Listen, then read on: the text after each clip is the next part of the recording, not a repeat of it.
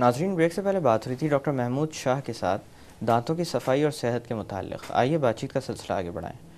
Doctor साहब, रमज़ान के अंदर बहुत सारे लोग मेडिकल ट्रीटमेंट्स अवॉइड करते हैं, लेकिन दांत की तकलीफ़ ऐसी होती है कि इसका कोई सानी नहीं। जो लोग इससे गुजर चुके होंगे वो जानते होंगे कि ये अपनी मिसाल आप पूछिए।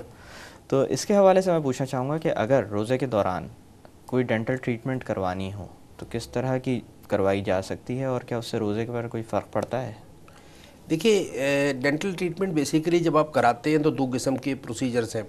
एक तो जिनको हम इलेक्टिव प्रोसीजर कहते हैं कि आप आज भी करा सकते हैं, 2 हफ्ते बाद भी करा सकते हैं, अगले महीने भी करा सकते हैं। तो वो इलेक्टिव प्रोसीजर्स में तो आपकी सवाबदीदी पर है कि आप रमज़ान में कराएं। कुछ होते हैं इमरजेंसी प्रोसीजर्स जी। कि आपके दांत में एकदम पल्पाइटिस का पेन, नर्व का पेन, बड़ा बड़ा शूटिंग पेन होता है। वो तो इंसान रात के 3 बजे कहेगा जी अभी मेरा कुछ आप कर दें। तो इस किस्म के पेशेंट्स भी आते हैं तो जिनको आप अवॉइड नहीं कर सकते, जिनका आपने ट्रीटमेंट करना होता है। तो उस टाइप के पेशेंट्स हैं तो वो तो फिर उन्होंने तो कराना ही। इलेक्टिव ट्रीटमेंट भी बहुत सारे लोग कराते हैं। कुछ लोगों को थोड़ा सा ये रिजर्वेशन होती है कि ब्लीडिंग वगैरह ना हो, या एनेस्थीसिया, लोकल एनेस्थीसिया जो हम देते हैं वो हम ना दें। वो तो खैर हर एक अपने उस पर सलाहियत से सोच करके फैसला करके ट्रीटमेंट कराए। लेकिन मैं रमज़ान के हवाले से सिर्फ ये कहूँगा कि अगर वो ट्रीटमेंट ख़ास तौर पर कि जो आपके लिए स्ट्रेसफुल है, या अगर आपको कुछ पेशेंट्स ऐसे होते हैं कि जो सिर्फ डेंटल एनवायरनमेंट में आके, हालांकि ज़रूरत नहीं होती इतने घबराने की, लेकिन वो कहते हैं कि जी हमें वो हमारा हैंड पीस जो होता है जो मुंह में चलता है उसका एक खौफ होता है उन्हें, या उसकी आवाज़ जो होती है उसका खौफ होता है। तो काफ़ी वो मतलब डेंटल ट्रीटमेंट से जो है ना खौफ ज़्यादा किस्म के होते हैं। तो वो ट्रीटमेंट इस टाइप के पेशेंट्स रोज़े की हालत में अगर ट्रीटमेंट ना कराएं तो बेहतर है। उस लिहाज से जो साइकोलॉजिकल लिहाज से मैं कह रहा हूँ, क्योंकि उसमें उमूमन होता ही है कि इस किस्म के पेशेंट जो है ना उनमें ट्रांजिटरी सिनकोपी, जिसको कि हम वक्ती तौर पर बेहोश होने का जो है ना वो ख़तरा होता है जी। उसकी बेसिकली उसकी वजह ये होती है कि वो जो एक वेगस नर्व जो हमारे पेट में जो जारी होती है ना, तो वो खुल जाती है, वो डायलेट होती है, और आपका ब्लड जो है वो ज़्यादा स्टमक के अंदर आ जाता है जी। और उसमें ब्रेन में इतना ब्लड नहीं जाता है, तो वो पेशेंट जो है ना वो फेंट करके, जी हाँ, वक्ती तौर पे उसे वो चक्कर आ जाएंगे, उड़ जाएंगे। तो ऐसे पेशेंट को ऑब्वियसली हमें कुछ पिलाना होता है, कोई ग्लूकोज दे दिया, कुछ दे दिया, या फिर, और ये ज़्यादातर के उस वक्त होता है कि जब आपका पेट खाली हो। तो इसलिए अगर हम कोई सर्जिकल प्रोसीजर कर रहे होते हैं, या अगर कोई पेशेंट हम देखते हैं कि ज़रा सा वो टेंस पेशेंट है, तो हम उनसे कहते हैं कि आप आने से पहले कुछ खा पी करके आ जाइएगा, ताकि वो पेट में कुछ हो और वाज़ोवेगल अटैक इतना ना हो। तो इस किस्म के पेशेंट्स क्योंकि वो रोज़े की हालत में होंगे, अगर तो वो घबराते हैं डेंटल क्लिनिक के सेटअप में जाने में, और अगर वो अवॉइड कर सकते हैं, उनकी ट्रीटमेंट को ऐसी ज़्यादा दर्द प्रॉब्लम नहीं है, तो वो ना कराएं, वो बाद में उसमें से करा लें। लेकिन जो एमरजेंसी प्रोसीजर्स हैं उसमें तो फिर आप को कराना हो जाता है। लेकिन बाय एंड लार्ज अगर पूछा जाए तो मेरा नहीं ख्याल कि नॉर्मल इंडिविजुअल, नहीं कोई ऐसी बात नहीं है। जैसे आप नॉर्मल कराते हैं वैसे ही आप रमज़ान रोज़े की हालत में भी ट्रीटमेंट करा सकते हैं। अच्छा डॉक्टर साहब, इसी तरह से अगर बात की जाए, बेशुमार लोग ऐसे होते हैं जो हसास दांतों की वजह से परेशान होते हैं। जी। इसी तरह से कुछ लोग ऐसे होते हैं जिनके मुंह से बदबू आती है। जैसे आपने तज़किरा किया था कि कुछ लोगों में ये मामला सुबह के टाइम ज़्यादा देखने में आता है, लेकिन कुछ लोगों में ये चीज़ इससे भी ज़्यादा पाई जाती है। तो इसकी क्या वजह है? देखिए, हसास दांत, सेंसिटिव टीथ जहाँ तक ताल्लुक़ है तो वो तो एक अलग बिल्कुल चीज़ है। उसके अंदर नॉर्मली ये होता है कि या तो जैसे शुरू में मैंने बताया कि अगर आप ब्रश जो है वो बहुत ज़ोर से यूं यूं करके करते हैं जी, तो उससे क्या होता है कि आपका एनामल घिस जाता है। जब दांत के ऊपर का एनामल घिस जाता है तो दांत आपके हसास हो जाते हैं, सेंसिटिव हो जाते हैं, क्योंकि ये एनामल जो है, समझें कि अल्लाह ताला की तरफ से एक दांत के ऊपर एक कोटिंग है जो आपके दांत को प्रोटेक्ट भी करती है और इंसुलेट भी रखती है। मतलब ठंडा गर्म चाय आप लेते हैं, गर्म ठंडी चाय, आइसक्रीम खा लें, वो आपको बचा के रखती है। जब एनामल घिस जाता है तो आपको डायरेक्ट नर्व के अंदर जा कर के उसका असर महसूस होता है।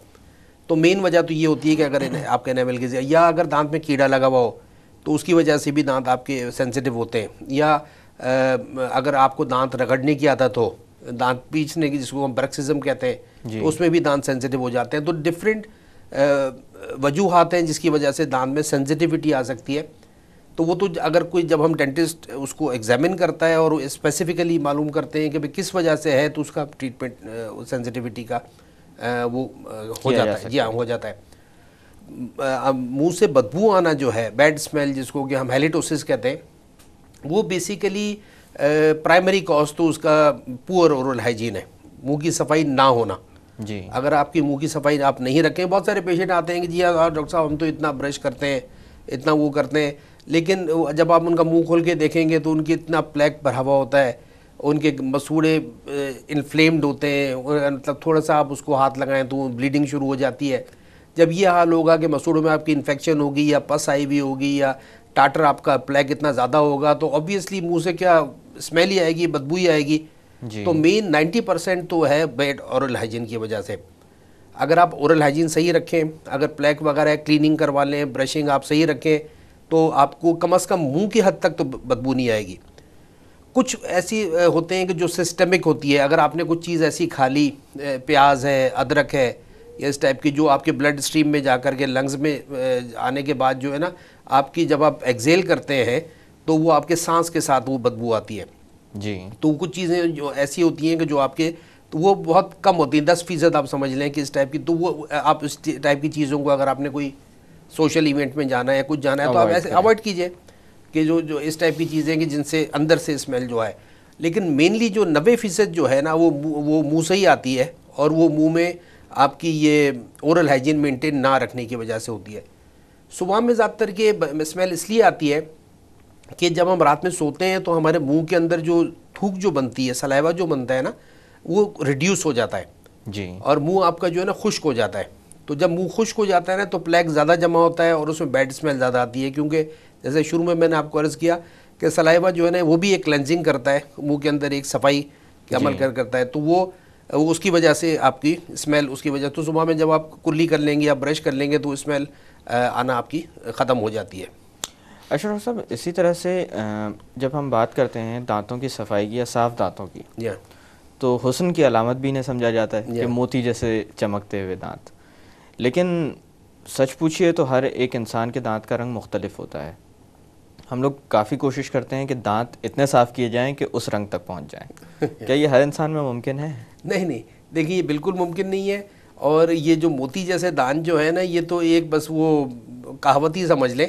कोई भी दांत जो है ना बिल्कुल प्योर वाइट नहीं होते हैं, क्योंकि आपके दांत के अंदर का जो आपका एनामल है वो तो ट्रांसपेरेंट है जी। अंदर का आपका डेंटिन जो अंदर का दांत का हिस्सा जो है ना, उसके अंदर कैल्शियम भी होती है और मिनरल्स भी होते हैं, उससे आपका थोड़ा सा येलोइश टिंज आती है दांत की, जो नॉर्मल है। बहुत सारे पेशेंट कहते हैं जी मेरे दांत थोड़े से पीले महसूस होते हैं, वो नॉर्मल कलरेशन होती है। तो आपके बिल्कुल वाइट दांत तो होते भी नहीं है। और बहुत सारे पेशेंट्स आते हैं, अभी 2 रोज़ पहले मेरे पास एक पेशेंट बाहर से आई थी, अमेरिका से आई हुई थी कि जी मैंने दांत वाइट कराने, मैंने बताया जी इतना फ़र्क, वो तो कहती मैं तो समझ रही थी कि बिल्कुल ऐसे हो जाएंगे। तो वो पेशेंट्स की एक्सपेक्टेशंस होती हैं कि जी उसके मैंने देखे, उसके मैंने देखे। वो नॉर्मली वो दांत के ऊपर वो आर्टिफिशियल दांत लगाए हुए होते हैं, जिसको विनियर्स कहते हैं जी। जो हॉलीवुड स्माइल जो आप देखते हैं ना, तो वो विनियर्स लगे हुए होते हैं जो बिल्कुल दांत के ऊपर चिपके हुए दांत होते हैं, वरना दांत किसी भी सूरत में आपके बिल्कुल मोती जैसे सफ़ेद नहीं होते। नॉर्मल कलर जो आपका हर इंडिविजुअल का डिफरेंट होता है।